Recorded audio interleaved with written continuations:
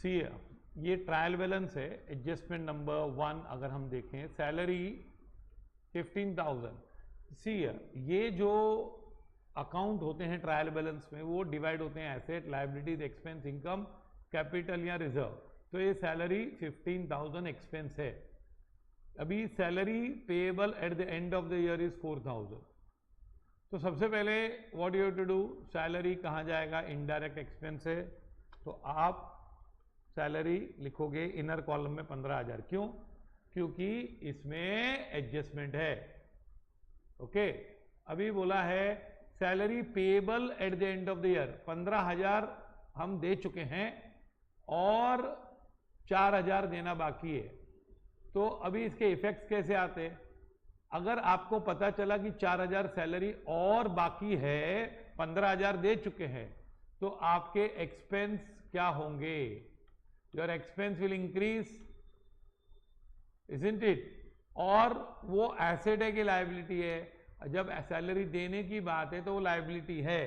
तो उसके दो इफेक्ट आएंगे, add to salary, add outstanding 4,000, ये आपने ऐड किया ना, ये ऐड किया, रूल नंबर लिखना नहीं होता है, लेकिन ये ऐड किया आपने रूल नंबर P3 से। एक्सपेंस बढ़ गए तो डेबिट हुआ, और बैलेंस शीट में कहां बताओगे? आउटस्टैंडिंग सैलरी, लायबिलिटी, ये क्रेडिट इफेक्ट हुआ। ये क्रेडिट इफेक्ट कौन से रूल से हुआ? क्रेडिट क्यू से होता है हमेशा, तो ये रूल नंबर Q2। इस तरह से आप अकाउंट्स पढ़ोगे तो ज्यादा समझ में आएगा। तो क्या हुआ आपका एडजस्टमेंट के कारण? एडजस्टमेंट में एक्सपेंस इंक्रीज हुए और लायबिलिटी भी इंक्रीज हुई है। ध्यान रखना, एडजस्टमेंट में एक डेबिट मिलता है, एक क्रेडिट मिलता है। अब देखो यहाँ पे दोनों इंक्रीज हुए, ये इंक्रीज हुआ और ये डिक्रीज हुआ। ऐसा कोई रूल नहीं है कि एक इंक्रीज होगा तो कोई दूसरा डिक्रीज होगा, ऐसा रूल नहीं है।